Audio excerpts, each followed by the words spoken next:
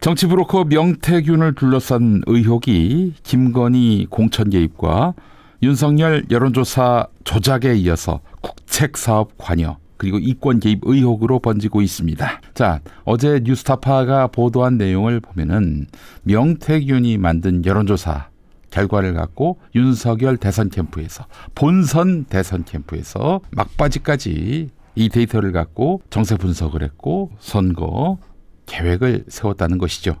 물론 말이 안 되는 조사 결과였어요. 9%포인트 격차로 윤석열 후보가 넉넉히 경쟁자 이재명 후보를 앞지르는 것으로 나온 조사 결과였습니다. 명태균의 조사 결과가 52% 정도 됐죠. 윤석열 지지율이. 결과는 어떻게 나왔습니까? 0.73%포인트 격차였잖아요. 엉터리였죠. 엉터리. 조작된 여론조사 결과라고 볼 여지가 많습니다. 틀려도 적당히 틀려야지 세상에. 이게 오차가 어느 정도입니까 이게. 그래서 혹시 명태균이 조작된 여론조사 결과를 올린 게 맞다면 그래 보이죠? 그렇다면 업무방해 혐의가 적용될 수 있다는 것인데 자 그보다 더 큰 문제는 명태균이가 말이죠. 경선 때까지만 윤석열과 인연이 있었다. 경선 지나서 본선에서는 명태균이 아무런 역할을 하지 않았다. 관계 자체가 없었다. 이렇게 주장해온 윤재옥, 이철규 이 친윤 의원들의 주장은 새빨간 거짓말이 됐습니다. 대통령실 역시 경선 때까지만 두 사람의 관계가 있었다. 윤석열, 명태균의 관계가 있었다 이렇게 주장을 했는데 이 역시도 거짓말로 드러나고 있습니다. 뭐 하나 그들이 진실을 얘기하는 게 없어요. 그러니까 무슨 해명을 하더라도 믿을래야 믿을 수가 없는 것이죠. 자, 이 사건은 이 사건대로 큰 파장을 낳고 있는데요.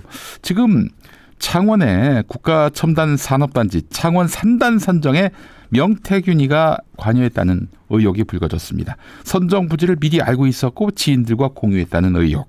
이곳에다가 부동산 개발을 하려 했다. 이런 썰도 나오고 있는데 사실이라면 심각한 권력형 부정 사건입니다. 자, 사실은 윤석열, 김건희는 이 명태균에게 빚이 있습니다. 엄청난 수의 여론조사 데이터를 받아봤다는 거 아니겠습니까? 그것도 기분 좋은 달달한 여론조사 결과 말입니다. 3억이 넘는 비용인데 그건 받지 못했어요. 대신에 김영선 공천으로 퉁친 그런 의혹도 제기되고 있는 상황입니다. 명태균은요. 그 어떤 공식 직책과 권한이 없는 사람입니다. 사인이에요. 사인. 그런 사람에게 이렇게 엄청난 권력의 배후가 보인다는 것은 이건 국정농단을 넘어서는 문제가 아닐 수 없습니다. 한 점 의혹도 남김없이 진상이 규명돼야 합니다. 자, 그런데 윤석열은 철벽을 치고 있어요. 진상규명조차도 안 된다. 처벌은 말할 것도 없고 이러고 있죠. 자, 이런 가운데 지난 금요일에 발표된 한국갤럽 여론조사 결과를 보니까 윤석열 지지율이 20%로 나타났습니다. 20%. 이제 20%가 무너지기 일보 직전입니다. 자, 근데 오늘 아침에 나온 여론조사 꽃의 조사 결과를 보면 여론조사 꽃이 전화면접조사 그리고 ARS 조사를 하잖아요. 전화면접조사를 보니까 부정평가가 80% 그리고 긍정평가가 18%로 나왔어요. 여론조사 꽃은 20%대가 무너졌습니다. 네, 윤석열 부정평가의 최대 이유는 김건희로부터 비롯되는 것입니다. 그렇다면 여당은 비상한 위기의식을 가져야죠. 한동훈은 그래서 특별감찰관 도입 을 얘기했는데 과연 김건희와 관련한 수많은 의혹을 풀어내는 데 있어서 특별감찰관이 적절할까요? 조선일보도 회의적으로 보고 있습니다. 결국 특검을 피하기 위해서 특감을 도입하자 이렇게 얘기하고 있는데 그마저도 지금 대통령실은 못 받겠다라고 나오고 있는 거 아니겠습니까? 오늘 김민석 최고위원의 말이 상당히 눈길을 끕니다. 읽어보겠습니다. 윤석열 정권이 말기 호스피스 단계에 들어갔습니다. 호스피스 기간이 얼마나 될지는 하늘의 뜻이지만 국민과 나라를 위해 안정적 말기 관리가 필요한 상황이 된 것은 분명합니다. 그러니까 조기에 이 정권이 무너진다라고 김민석 수석 최고위원은 보고 있는 것입니다. 계속 읽어보겠습니다. 보수의 마지막 목소리인 조선일보의 김건희와 단절하라 이런 충고는 무시되고 보수 진보 모든 역대 미국 대통령에게 조언했던 빌리그레암 목사조차 난감해야 할 영적 대화와 이단 통치가 드러나고 대선 당일까지 불법 여론조사에 의지했던 정권 탄생 과정의 불법성이 입증됐다. 김건희 국선 로펌인 검찰의 거짓말 미천도 드러나고 최종병기 중한파의 전쟁사주 계엄 음모도 들통나서 지지율 중도 반전의 경험 재현을 꿈꾸던 MB파의 희망은 사라지고, 이 말은 뭐냐면 MB가 예전에 정권 초기에 광우병 쇠고기건 때문에 지지율이 17%까지 떨어졌어요.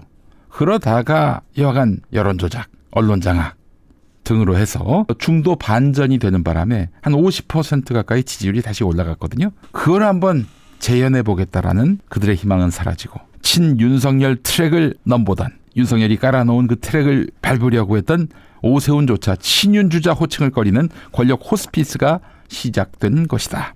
백약이 무효다. 이제 권력의 존재, 유지, 계획, 언행 모든 것이 불법 아니면 불가능한 상황이 됐다.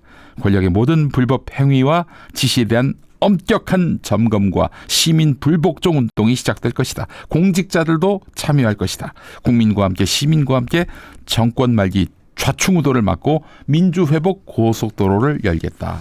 이렇게 이야기했습니다. 오늘 아침에 나온 소식입니다. 인천대 김철옹 교수가 퇴임식에서 대통령 훈장이 수여됐는데 이걸 거부했습니다. 김철옹 교수는 훈장을 받는 사람이 자격이 있어야 하겠지만 그 상을 수여하는 사람도 자격이 있어야 한다라면서 거부 사유를 밝혔습니다. 의례적이고 일상적인 대통령 훈장을 거부했습니다. 나에게 훈장을 주는 사람이 대통령인데 그 대통령은 자격이 없다, 이렇게 얘기를 하고 있는 것이죠. 김철옹 교수의 이야기를 소개하겠습니다. 정상적으로 나라를 대표할 가치와 자격이 없는 대통령에게 받고 싶지 않다. 무릇 훈장이나 포상을 하면은 받는 사람도 자격이 있어야 하지만 그 상을 수여하는 사람도 충분한 자격이 있어야 한다. 노벨 문학상 수상을 제대로 축하하지도 못하는 분위기 조장은 물론이고 이데올로기와 지역 감정으로 매도하고 급기야 유해도서로 지정하는 이 무식한 정권, 일개 법무부 공무원인 검사들이 사법기관을 자처하며 공포정치의 선봉대로 전락한 검찰공화국의 우두머리인 윤석열의 이름이 찍힌 훈장이 무슨 의미와 가치가 있느냐. 나라를 양극단으로 나누어 진영 간 정치적 이득만 챙기는 사람 세상을 동물의 왕국으로 만들어 놓았다. 민중의 삶은 외면한 채 자신의 가족과 일부 지지층만 챙기는 대통령이 수여하는 훈포장이 우리 집 거실에 놓인다고 생각하니 몸서리 친다. 성렬아, 이 김철옹 교수님의 말씀 어떻게 들었니? 싸가지 없는 새끼 같으니라고.